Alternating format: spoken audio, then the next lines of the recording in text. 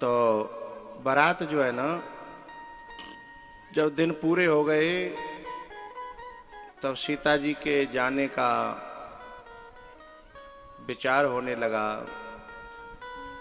और बेटियों के लिए सबसे कठिन समय वही होता है अपने घर को छोड़ने का, है ना। जो छोड़ चुकी हैं वे तो भुक्तभोगी होंगी, और जो छोड़े हुए वारी हैं वे अवही तो रोते होंगी, है ना।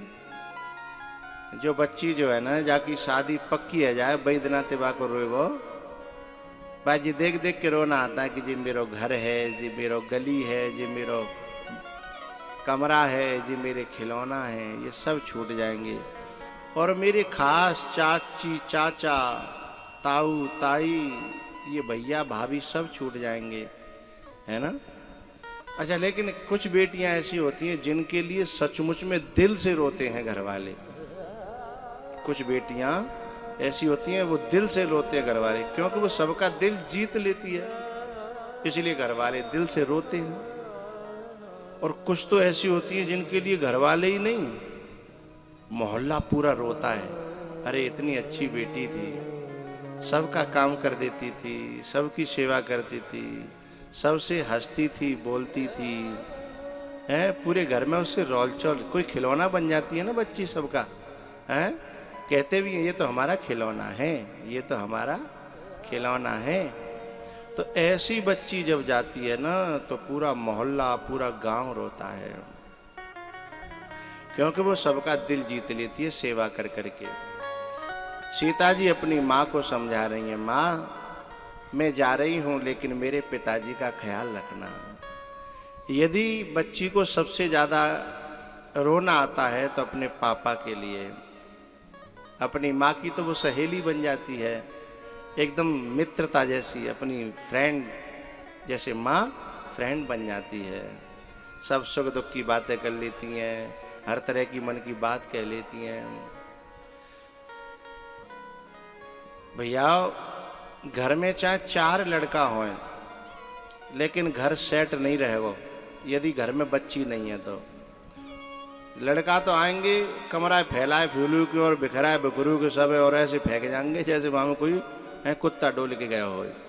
लेकिन यदि बेटी है ना तो वो बड़े हिसाब से सबको सेट करेगी, और कोई आएगा खड़बड़ करेगा तुरंत टोकेगी, ए ला मैं निकाल दूँ, तू वाल फैला दो सब है ना, ला मैं निकालती हूँ। फिर वहां से निकाल के कपड़ा या किताब या जो भी है बड़े हिसाब से देगी, सो कमरा पूरा सेट को सेट बने रहे। एक बात बताऊं, ये लड़के मकान को भी अपसेट करते हैं, और दुकान को भी अपसेट करते हैं, और दिमाग को भी अपसेट करते हैं। बच्ची आई हैं जो मकान को भी सेट करती हैं और दिमाग को भी सेट करती हैं। यदि पापा दुखी हो ना तो बच्ची आकर के गले लिपट जाएगी, पापा आज तुम कुछ नाराज से लग रहे हैं। ना बेटा, तो बोले तुम दुखी हो, फिर कोई बात है बताओ, है धीमे धीमे लिपटी रहेगी और उन पे उस बात को उगलवा लेगी। और जब उगल जाती है तो आदमी को शांति मिल जाती है। फिर वो कहता है जा रोटी लिया, है फिर वो रोटी लाएगी, और जब पापा को खिला देती है ना तब फिर वो रोटी खाती है।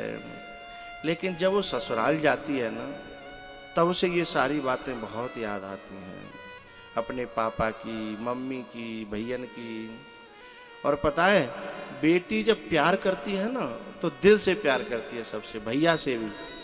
जबकि भैया खूब लड़ता है, बदमाशी करता है, कभी कनपटी में दे दे को बार खींच लेगा, भैया कुत्ता बिल्ली की तरह लड़ता है। लेकिन फिर भी जब बेटी विदा होती है ना,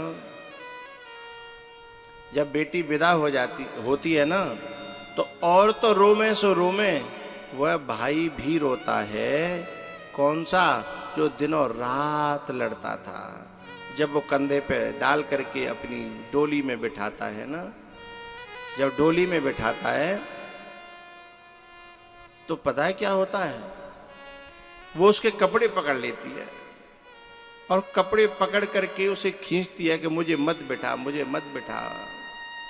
लेकिन लोग उसके हाथ छुड़ा करके जैसे तैसे उसे उस पर पटक देते हैं, तब वो भी रो पड़ता है जो लड़ता था। खास भैया फिर लोग कहते हैं तू क्यों रोयो रे? बोले तो क्या दिक्कत है, तू तो रोज लड़ता, तो तू तो कहता जन कब कटेगी यहाँ तक कब मरेगी, आज तू क्यों रोयो? तब फिर वो कहता है कि लड़ता तो मैं था, ये पहले से मुझसे कभी नहीं लड़ी। और पता है हम कितना लड़ लेते, लेकिन शाम को जब ये रोटी बनाती थी तो सबसे पहले मुंह को लेके आती कि ले खा ले। फिर मेरे खाए खिलाए बिना खाती नहीं थी। हैं? भले ही हम में लड़ाई चल रही होती, लेकिन मेरे कपड़े धो देती थी, मेरी प्रेस कर देती थी, मेरा होमवर्क कर देती थी। हैं? ऐसा करके वो सारे लोगों के दिल को जीत लेती है बहन।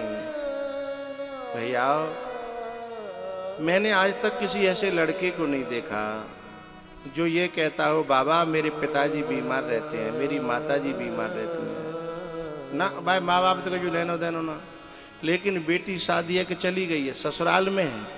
मुझे ऐसी नहीं जाने कितनी बेटियां मिली हैं, रह ससुराल में रही हैं, लेकिन चिंता भी न मायके की है।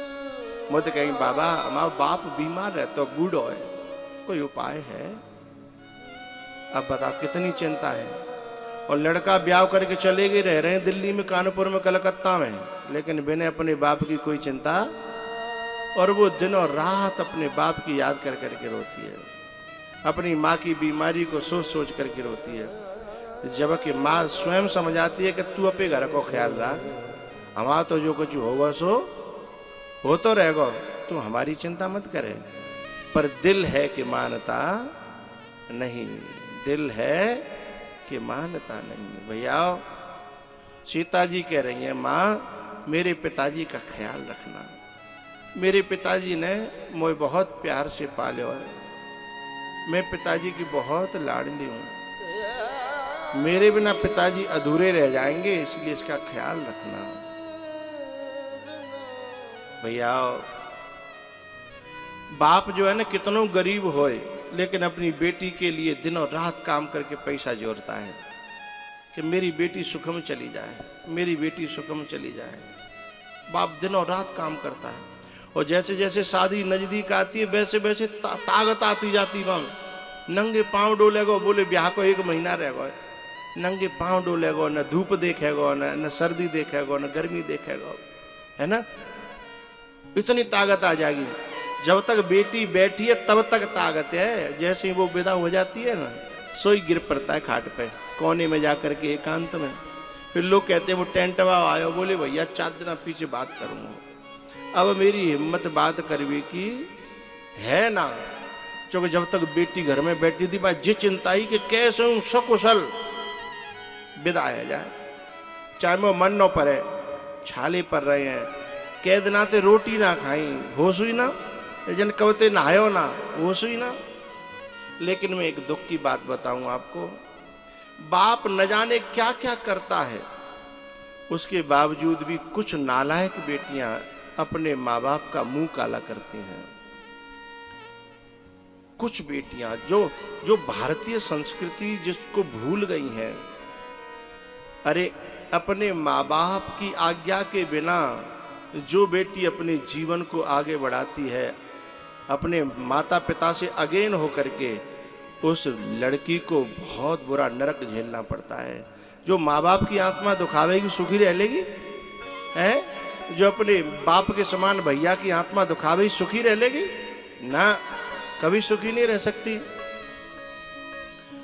तो भैया सीता जी ने अपनी माँ से समझा करके कहा, मैया मैं गुड़िया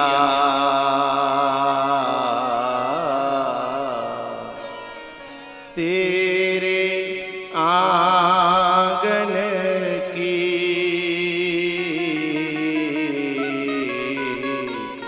मैं गुड़िया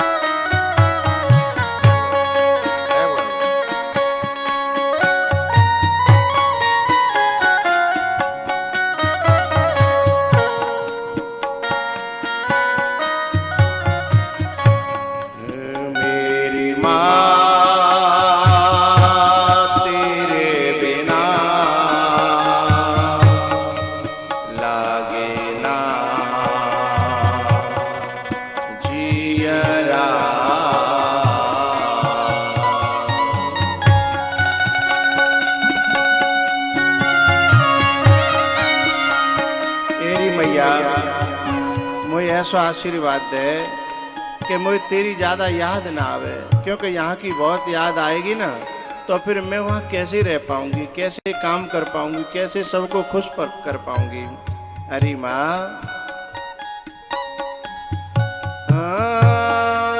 मेरी माँ तू क्यों रोती है, बिटिया पराया धन होती है।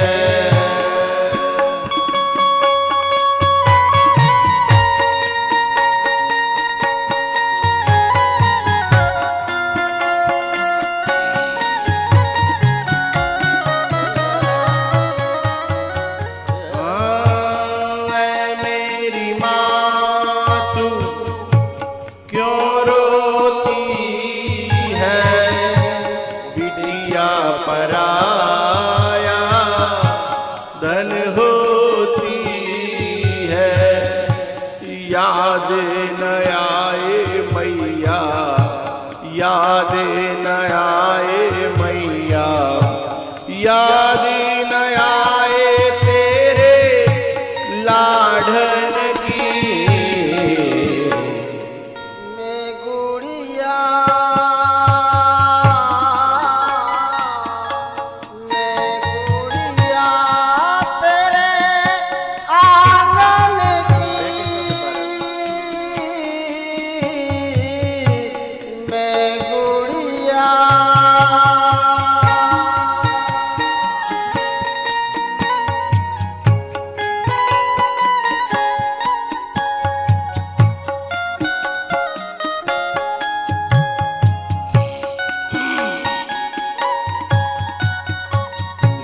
द्रौपदी सी मैं बहन हूँ भैया, लाज रखो मेरी बन के कन्हैया।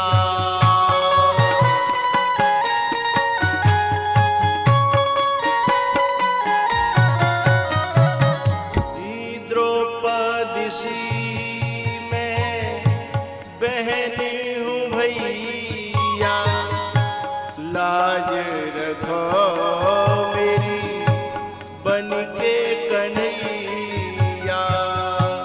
कसम तुम्हें है रक्षा, कसम तुम्हें है रक्षा, कसम तुम्हें है रक्षा बंधन की। मैं गुड़िया, मैं गुड़िया तेरे आंगन की, मैं गुड़िया।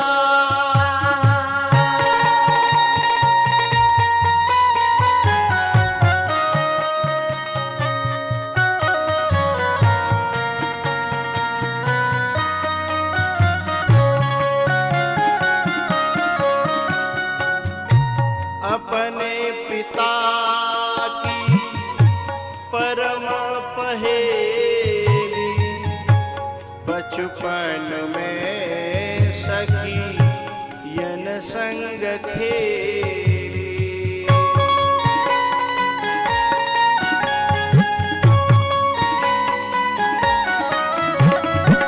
एक बात बताऊं,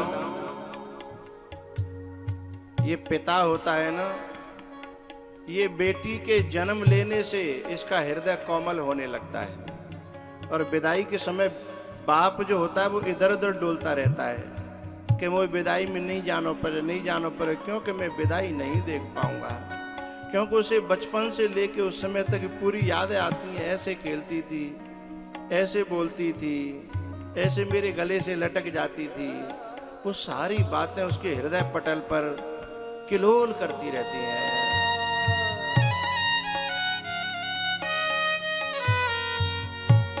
अपने पिता की परम पहेली, बचपन में सखी यन संग खेली। याद ना सताए मैया, याद ना सताए मैया, याद ना सताए तेरे बागन की। मैं गुड़िया तेरे आंगन की, मैं गुड़िया।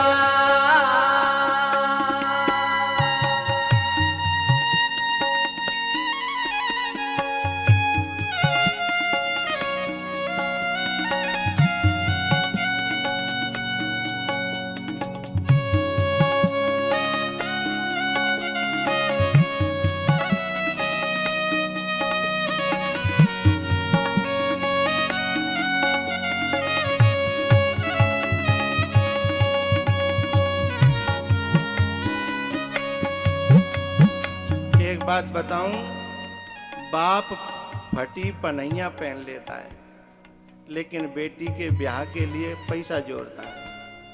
फटी बनियान पहनता है, लेकिन बेटी के शादी के लिए पैसा जोड़ता है। बाप जो है फटी धोती पहन लेता है, लेकिन शादी के लिए पैसा जोड़ता है। एक बार के लिए खुद घी नहीं खाता, दूध नहीं खाता, लेकिन पैसा जोड़ता है। एक बात कहूं, बाप का ये त्याग, उस समय शादी में सबसे सजी सजाई कौन होती है? बेटी।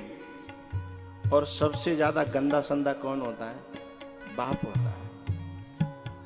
अपने कलेजे के टुकड़े को सुखी देखने के लिए अपनी हर ख्वाहिश को जो त्याग दे, उसी का नाम तो बाप है। और फिर ऐसी बेटी को ससुराल में जाकर के कोई सताए, बाप ने इतना किया, फिर उसकी बेटी को कोई सताए, उस बाप की जब बद्दुआ लगती है ना कि मैंने तो काका करो, एक अच्छो घर ढूंढवे के लें, एक अच्छो घर पावे के लें, मैंने काका नहीं करो, मैंने काका त्याग नहीं करो, मैंने कौन सी तपस्या नहीं करी। वाकई बावजूद जब कोई बेटी को दुख देता है ना, और बाप को पता चलता है कि मेरी बेटी फिर भी दुखी है, कलेजा फट जाता है। वो कर तो कुछ नहीं सकता, क्योंकि लड़ेगा तो बेटी का घर बिगड़ेगा, लेकिन दिल से बद्दुआ बहुत गहरी निकलती है। और वो जो बद्दुआ है ना, वो उस घर का सुकून खत्म कर देती है। इस बात को समझ के हमेशा ध्यान रखिएगा।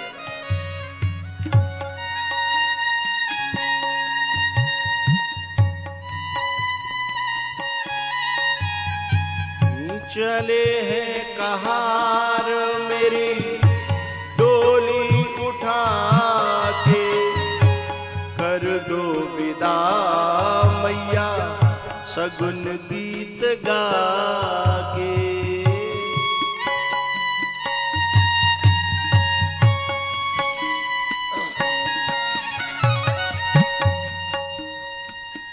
चले हैं कहार मेरी डोली उठा के, कर दो विदा मैया शगुन गीत गा के।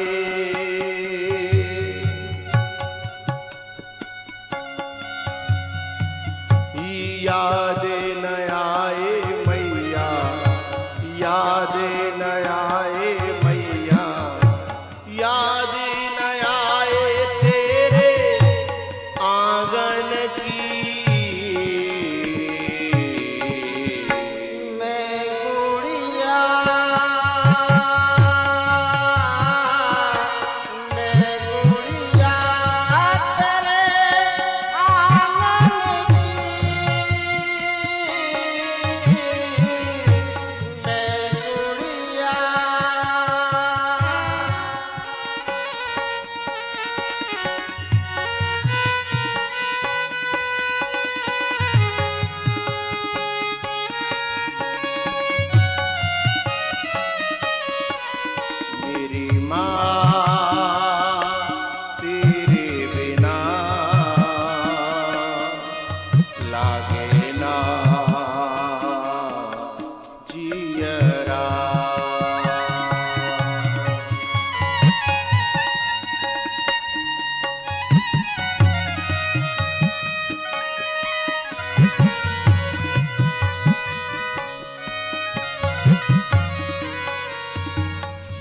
जी अपनी सखियों से मिली एक एक से और क्षमा मांगने लगी कि बहन मुँह पे तुम से कोई गलती भई हो, क्योंकि इतने दिना तो मेरो तुम्हारा संगो, शादी आवे के बाद भरोसा ना है मिलेंगी कि नहीं मिलेंगी, क्योंकि कोई कबहू आवेगी, कोई कबहू आवेगी, कोई कबहू आवेगी, कोई कबहू आवेगी। ये एक ही गांव की छोरी जब बिछुड़ जाती है ना, पहले जमाने में तो ऐसा होता को सब सामने में बुलावत है, तो सामने में सब इकट्ठी आ जाती है, सब मिल जाती है, झूला झूल जाती है। लेकिन अब तो भी रीति रिवाज भी लगभग खत्म हो गए, अब कोई किसको बुलाता नहीं है।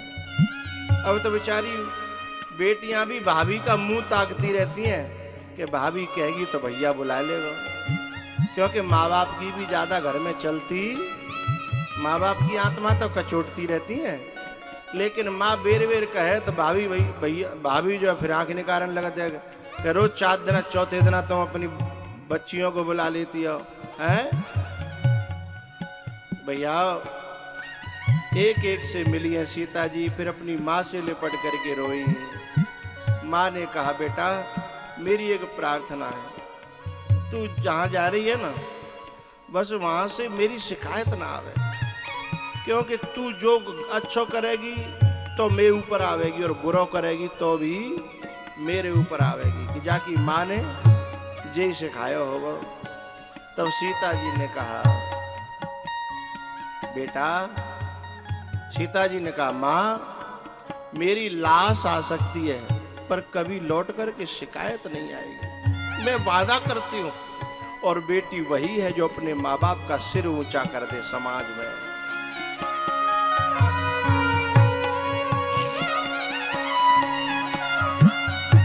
वो बाप सौभाग्यशाली होता है जिसे अपनी बेटी की रखवाली न करनी पड़े, वह बाप सौभाग्यशाली होता है। वह माँ सौभाग्यशाली होती है जिसकी बेटी की कभी ससुराल से शिकायत ना आवे।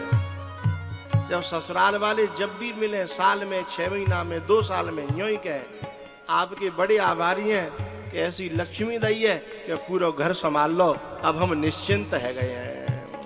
वह माँ वह बाप सौभाग्यशाली हैं और वो बेटी पूजनीय है, वंदनीय है, आदरणीय है, जो माँ बाप के सम्मान को हमेशा बचाए रखे। एक दिल्ली की बात है, एक बच्ची का पढ़ने का बड़ा मन,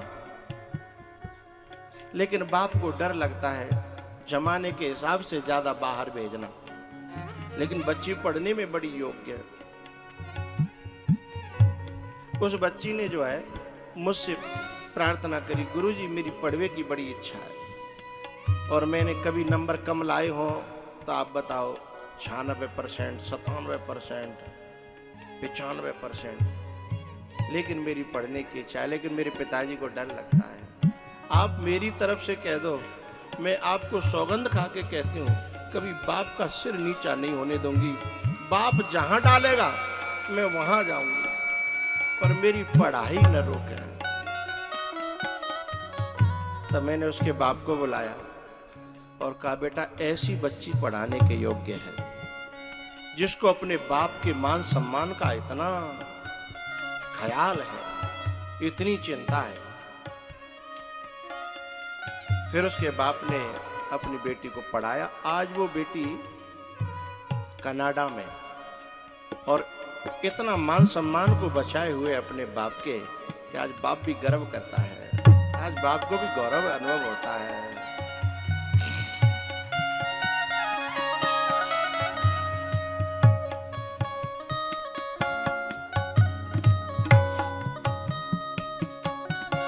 बेटी वो है जो हमेशा अपने बाप की इज्जत का ख्याल रखे, अपनी माँ की इज्जत का ख्याल रखे, अपने खानदान की इज्जत का ख्याल रखे। बेटी वो है, वह बेटी कहलाने के योग्य है, नहीं तो नतर बांझ भले बाद बियानी, राम विमुख सुतते बड़ी हानि। फिर ऐसे तो ये सूकर कूकर गधा घोड़ा घूम रहे हैं ना। सीता जी अपनी माँ से मिली, माँ ने कहा बेटा सासु ससुर गुरु सेवा करे पति रुख लखे आयसु अनुसरे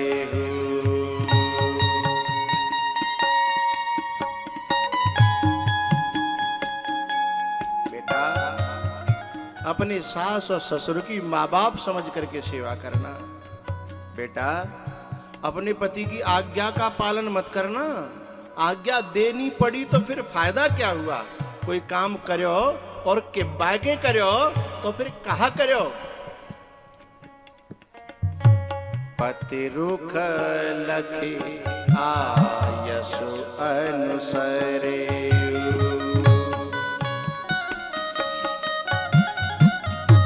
पिताजी जनक जी महाराज अकेले में रो रहे थे। पीछे से गई सीता जी और चुपचाप जाकर के गले से लिपट गई और फूट करके रो पड़े। विदेहराज जनक बोले, पापा, पिताजी, मुझे क्षमा करिएगा, मेरी सेवा का सौभाग्य इतना ही था, अब मुझे क्षमा करिएगा। रो पड़े जनक जी महाराज।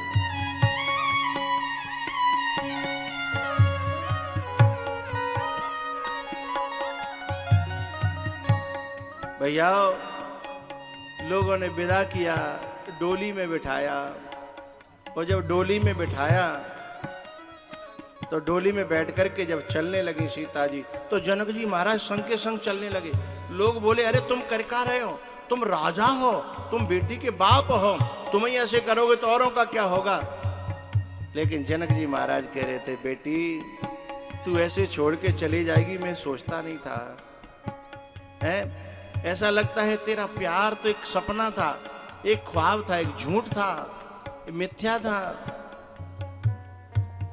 ये झूठो तेरो प्यार हो बेटिया, झूठो तेरो प्यार।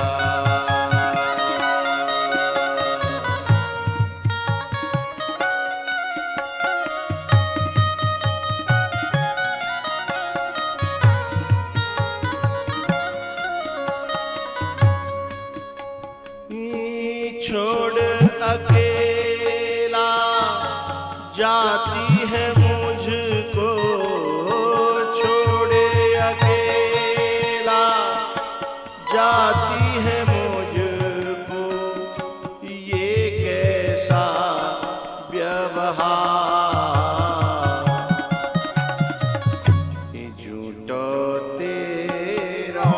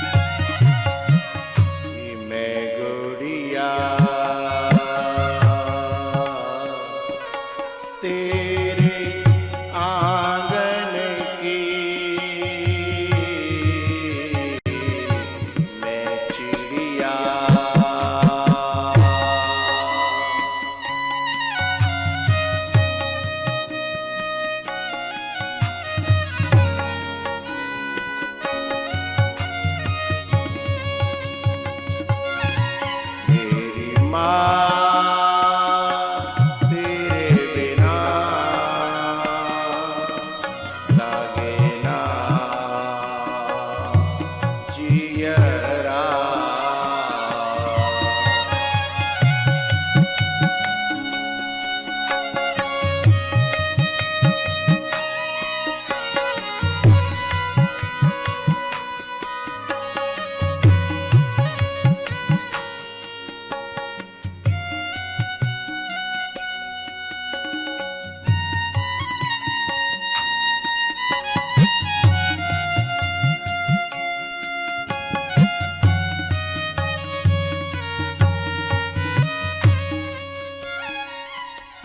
मैं गुड़िया तेरे आंगन की, मैं चिड़िया तेरे बागन की, मैं चिड़िया।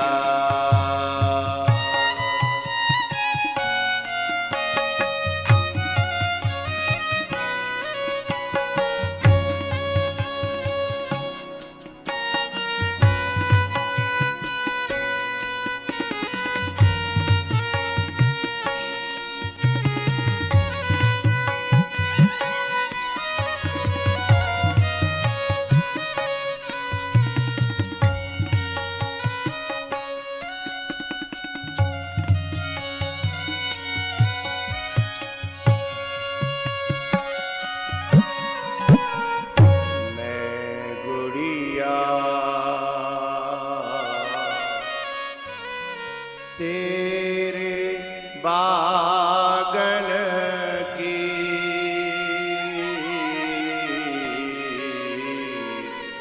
मैं चिड़िया मेरी माँ तेरे बिना लागे ना जियरा।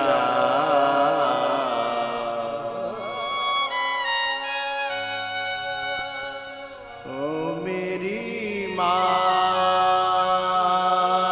तेरे बिना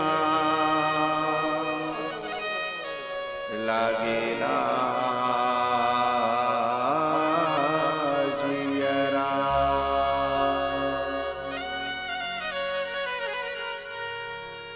सीता जी विदा हुई हैं। जनक जी महाराज जब आकर के अपने आंगन में देखते हैं तो वही आंगन खाने को दौड़ता है। जिनके यहाँ से बेटियां विदा हुई हैं उनको ये अनुभव होगा कि वही आंगन जिसमें कितनी रौलचौल थी, क्योंकि बेटी अपने साथ खुशियां लाती है और अपने संग ही ले जाती है। अपने संग लक्ष्मी लाती है और अपने संग ही ले जाती है। अपने संग रौल चौल लाती है और अपने संग ही वही आंगन, वही घर, वही द्वार, वही सब कुछ जो कल तक रौल चौल दे रहा था, आज वही इतना खाने को दौड़ रहा है, इतना बुरा लग रहा है, क्योंकि वो खुशियां अपने संग ले गई। भैयाओ, जब सीता जी अयोध्या में पहुंची, दशरथ जी ने तीनों रानियों को बुलाया कि बधू लड़किनी पर घर आई,